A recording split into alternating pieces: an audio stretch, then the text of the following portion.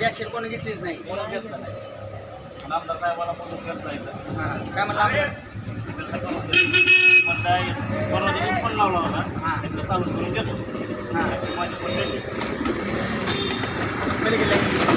माझी पण परत केलंच नाही मला, एवढंच केलं म्हणा. नाही काम चालू आहे आपला. पण चालू होणार आहे काम. करतो मला चालू करून चालू करून दिले म्हणजे. पण ह्याचा मोबाईल कारभार आहे हे तुम्हाला समजत नाही का? आणि हे पैसे कोण तर कामात तर करत पैसे मी इथं घेऊन येणार.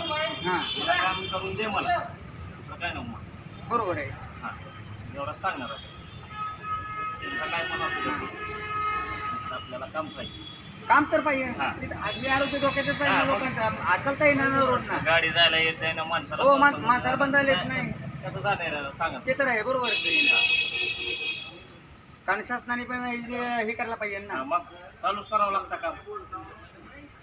आणि ह्याला रस्त्याचा रोड तर मंजूर तर झालेलं आहे. मंजूर झालं सगळं. पूर्ण 8 गल्ल्या मंजूर झालेल्या आहेत. झाले ते गेले पैसे आलेले सगळ्या सगळ्या खाऊन बसले.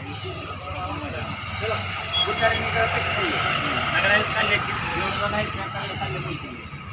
काम चालू नाही झाला.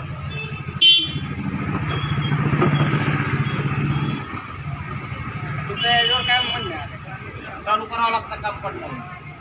2-3 दिवसामध्ये चालू व्हायला पाहिजे का.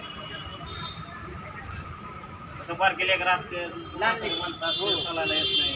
दगडा येत नाही. आणि एवढी घाण पडलेली आहे. आता बघितली घाण दाखवतो मी कसला येते. बघितली घाण होती. तिकडचा पट्टा मोठा पट्टा ते दाखवतो. पाणी जायला जागा नाही. गाडी नाही. नाली काढायला येत नाही का लोक? कुठे येते कोण येत नाही. फवारा वगैरे मारत होतं नाही. काहीच नाही. काय असले म्हातारे माणसं येते.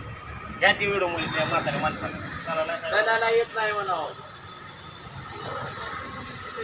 म्हाताऱ्या माणसाला चालण्याचं अवघड आहे. काय दुखापत वगैरे झाली त्याला प्रशासन जबाबदार आहे. रोज 1-2 ला उचलून घेऊन जातो आपण. रोज 1 जण तरी इथे ॲक्सिडेंट होतात. तर आता हा रोड झालेला आहे. तर ज्या अधिकाऱ्यांनी टेंडर दिला असेल त्यावर कारवाई करण्यात यावी. तर पाहत राहा आपलं न्यूज चॅनल वंदे भारत.